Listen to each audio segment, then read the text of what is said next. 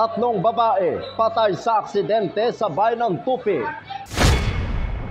250 na benepisyaryo ng tupad sa bayan ng Banisilan nakatanggap na ng kanilang sahod. Tacurong City Mayor Lechoncito dumalo sa Barangay Assembly ng Barangay Rahamuda. Yan ang ulo ng mga balita sa Soxurgen Headlines.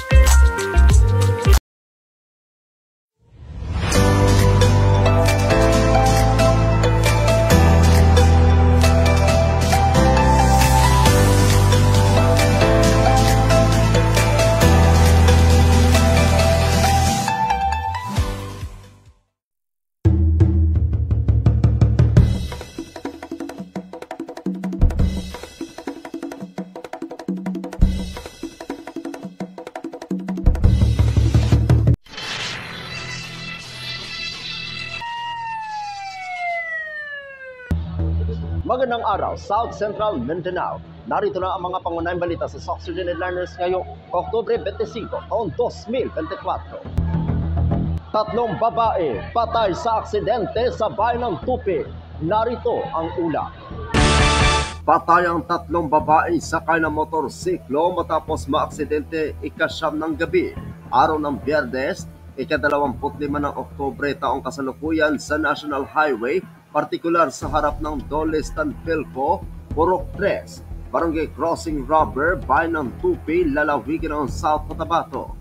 Kinilala ang mga nasawi na sina Rezil de Padua, 28 taong gulang, walang asawa, guro sa SEAIT, naninirahan sa Barangay Libertad Poblacion, bayan ng Surala, lalawigan ng South Cotabato, at driver ng motorsiklo. Habang ang mga angkas nito ay sina Jonaira T. Ambaco, 24 na taong gulang, walang asawa, criminology student sa SEAIT, naninirahan sa Quemato, Purok Sentro, bayan ng Tiboli, lalawigan ng South Cotabato, at Glykel J. Bico, guro sa SEAIT at naninirahan sa Barangay Zone 4, lungsod ng Coronadal. Sa inisyal na investigasyon ng mga otoridad, binabaybay ng mga biktima ang National Highway mula sa direksyon ng Coronadal at papunta sa direksyon ng Tupi sakay sa motorsiklo. Ngunit pagdating sa lugar na pinangyarihan, bigla umano silang nag-overtake sa isang sasakyan at aksidente itong nabangga ng kasalubong na closed van na mula sa direksyon ng lungsod ng General Santos na minamaneho ni Anthony Teloren, 53 taong gulang, may asawa, driver na sasakyan ng PLDT at Smart. Dahil sa malakas na impact na pagkabangga, kumilapon sa kalsada ang motorsiklo at ang tatlong mga babae na sakay nito na pawang mga dead on the spot. Samantala, voluntaryo namang sumuko sa mga otoridad ang driver ng nakabanggang closed van at ngayon ay nananatili sa kustodiya ng Tupi Municipal Police Station para sa nararapat na disposisyon. Sa impormasyon, ang dalawang biktima lamang na sina De Padua at Ambico ang una nakita ng mga residente at rescuer na naaksidente, habang si Bico ay ilang oras pa bago natagpuan na makaraang tumilapon umano ito sa damuhan, ilang metro ang layo mula sa kanyang mga kasamahan. Ako ang inyong kaibigang Apolinario Terde Valencia para sa Soxurgen Headliners. 250 na benepisyaryo ng tupad sa bayan ng Banisilan nakatanggap na ng kanilang sahod. Narito ang ulat. Sa idinaos na tulong panghanap buhay sa ating Disadvantage of Tupad Workers Payout na ngayong Biyernes, ika-25 ng Oktubre taong kasalukuyan sa bayan ng Banisilan, nabiyayaan ang abot sa 250 na mga market vendors na benepisyaryo ng programa na naisakatuparan sa pamamagitan ni 3rd District Representative Maria Alana Samantha T. Santos, katuwang ang Department of Labor and Employment o DOLE, sa ilalim ng pamumuno ni Secretary Benvenido Ilagesma, na nagtataguyod ng adikain ni Pangulong Ferdinand R. Marcos Jr. Sila ay tumanggap na 4,030 pesos o may katumbas na halaga ng 1,007,500 pesos. Sa mensahe ni Cotabato Governor Emilio J. Talino Mendoza, nagbigay ito ng pagsaludo sa batang kongresista na aniya ay hindi rin tumitigil sa pagsisikap upang makakuha ng karagdagang pondo para sa mga Cotabateño sa pamamagitan ng pag-implementa ng iba't ibang proyekto at programa, kabilang na ang pamamahagi ng ayuda sa mga higit na nangangailangan. Aktibong partner nito sina Dole Field Office 12 Regional Director Joel Gonzalez at Dole Cotabato Provincial Director Ernesto H. Coloso.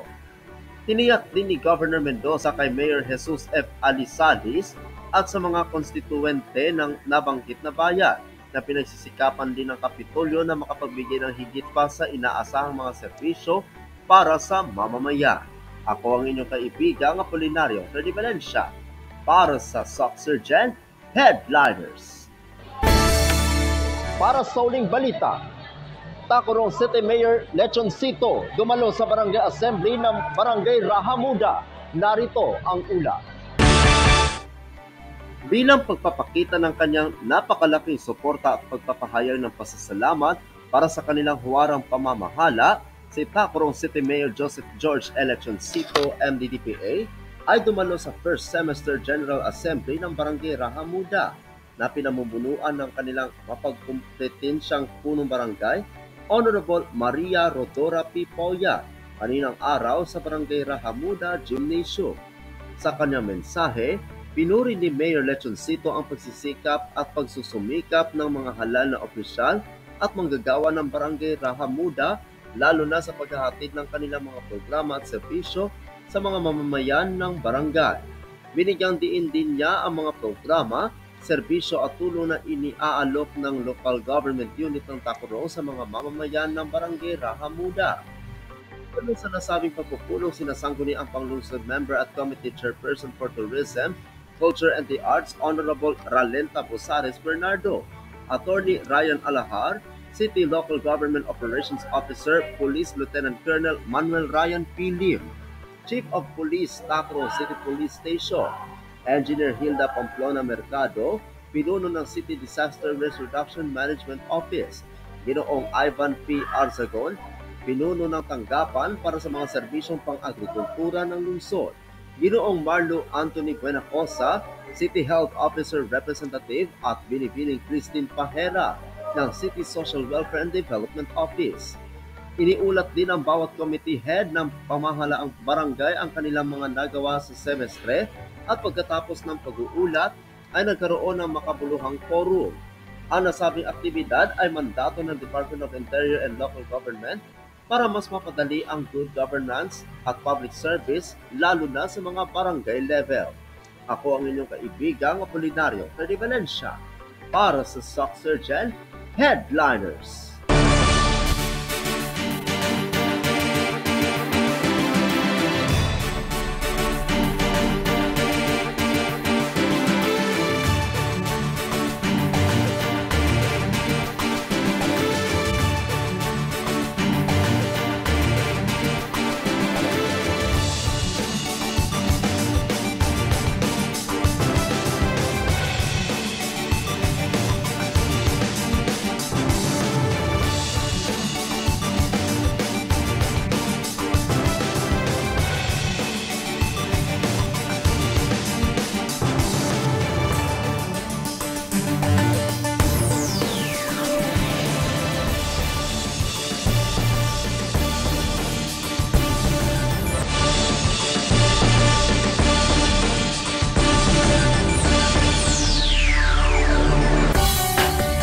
Atin ang kabuuan mga balita sa araw nito. Mga balitang kailangan ninyong malaman. Balitang walang kinakampihan.